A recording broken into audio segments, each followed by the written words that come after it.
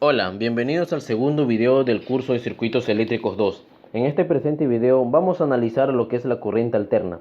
Es bueno saber que la energía eléctrica se genera en corriente alterna, se transmite en corriente alterna y se distribuye hasta llegar a las grandes industrias o a nuestros hogares en corriente alterna. Pero también hay que saber que los equipos eléctricos funcionan a corriente continua, ¿no? Es decir, internamente existe una transformación de corriente alterna y de corriente continua. Bien, empezamos con el análisis de la corriente alterna y nos dice que es un voltaje a una corriente que varía en cualquier instante de tiempo. Aquí los polos negativos y los polos positivos de esta corriente se invierten a cada instante, según los ciclos de tiempo de la corriente. Se representa mediante la función periódica seno o coseno. Por ejemplo, podemos ver la siguiente imagen. B1 y B2 significan voltaje 1 y voltaje 2, mientras que T1 y T2 significa tiempo 1 y tiempo 2. ¿Qué nos quiere decir? Por ejemplo, para un tiempo 1 existe un voltaje 1, pero para un tiempo 2 existe otro voltaje llamado B2. Es muy diferente cuando analizamos en el curso de circuitos eléctricos 1 la corriente continua, ¿verdad? Que para cualquier instante de tiempo el voltaje era representado mediante una recta, ¿no? ¿Por qué? Porque no varía, para cualquier instante de tiempo el voltaje va a ser lo mismo.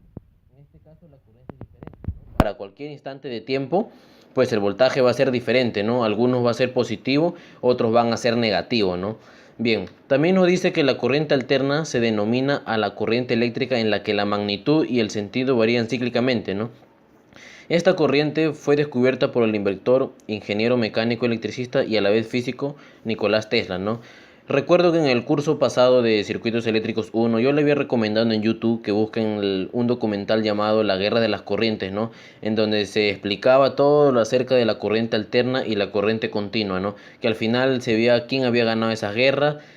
Sí, quizás los dos tengan la razón, ¿no? Porque al final las dos corrientes son útiles. Una corriente que es para transmitir, para llevar la energía a nuestros hogares, que es la corriente alterna, y la corriente continua que sirve para poder funcionar los equipos eléctricos, ¿no?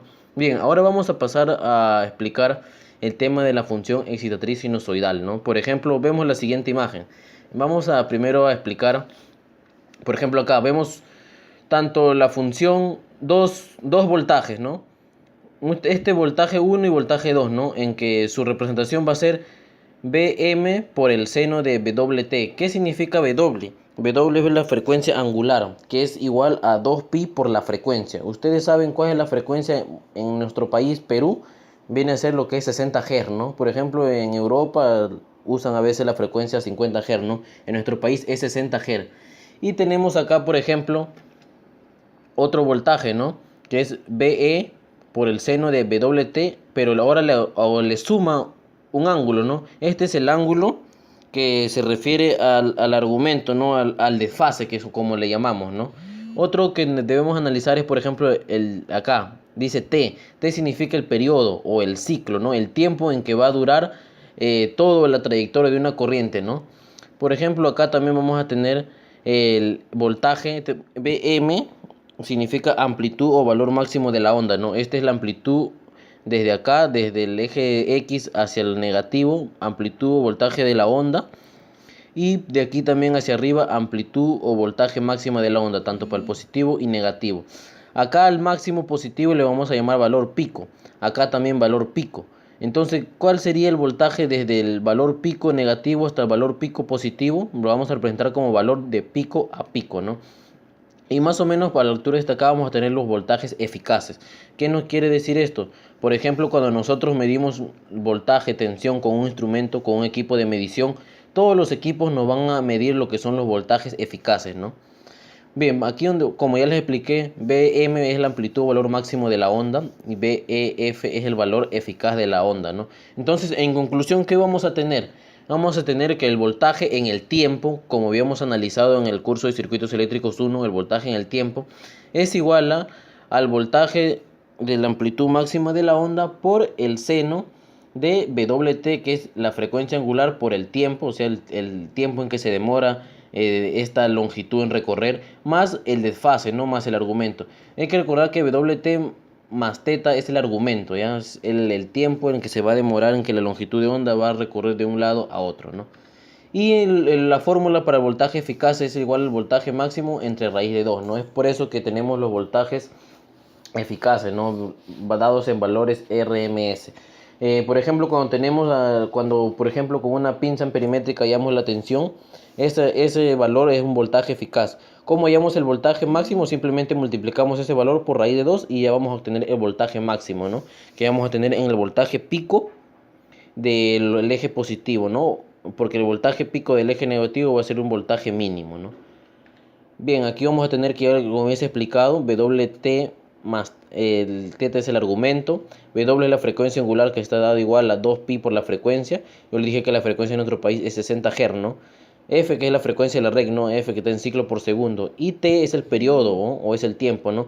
La relación entre la frecuencia y el tiempo es, por ejemplo, la frecuencia es igual al 1 sobre el tiempo, ¿no? Si nuestra frecuencia en nuestro país es 60 Hz, entonces, ¿a qué es igual el periodo, no? Entonces, simplemente despejando, el periodo va a ser igual a 1 sobre la frecuencia. Y entonces va a ser igual a 1 sobre 60 Hz, que el periodo va a ser a 0.016 segundos, ¿no? Eso, o sea, 0.16 segundos va a ser el tiempo en que se va a tardar la longitud de onda para dar una longitud completa, ¿no? A eso es que se refiere en la relación entre frecuencia y tiempo, ¿no?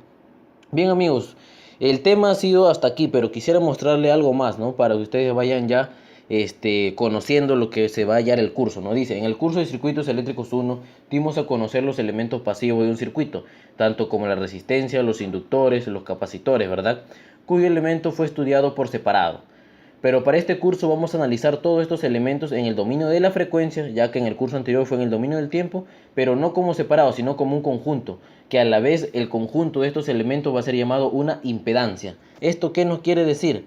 Por ejemplo, habíamos hallado en el curso de circuitos eléctricos 1, habíamos analizado parte por parte, ¿no? A la resistencia, a la inductancia, a la capacitancia. Pero en el curso de circuitos eléctricos 2 vamos a unir, por ejemplo, ya no se le va a llamar cuando encontremos una inductancia o una capacitancia, le vamos a tener reactancia. Si en el circuito presenta solamente una reactancia, va a ser una reactancia inductiva. Si el circuito presenta una capacitancia, solo una capacitancia, va a ser una reactancia capacitiva. Y esta reactancia, acompañado, o sea, sumado a la resistencia, vamos a tener lo que es la impedancia, cuya unidad va a ser el ohm. ¿Qué nos quiere decir esto? Que la impedancia va a ser igual a la resistencia más una reactancia. La resistencia va a representar un número real, mientras que la reactancia va a representar un número complejo, ¿no? Porque aquí vemos J, algunos autores lo ponen como I. Es por eso que es necesario que ustedes conozcan operaciones con números complejos, como ya le había hablado en el video anterior, en el temario, ¿no? Es por eso que también operaciones con un número complejo va a ser el tema de nuestro próximo video, ¿no? Bien, amigos, eso ha sido todo por este video. Espero que hayan comprendido esta primera introducción al curso de circuitos eléctricos 2 y den un repaso a lo que es la impedancia, ¿no? Porque ya de aquí ya vamos a centrarnos en lo que es el análisis completo de este curso, que es muy importante, ¿no? Y no es nada complicado, es algo sencillo como es el curso de circuitos eléctricos 1. Bien, amigos, los espero en un tercer video, perdón, y eso ha sido todo por hoy. Muchas gracias.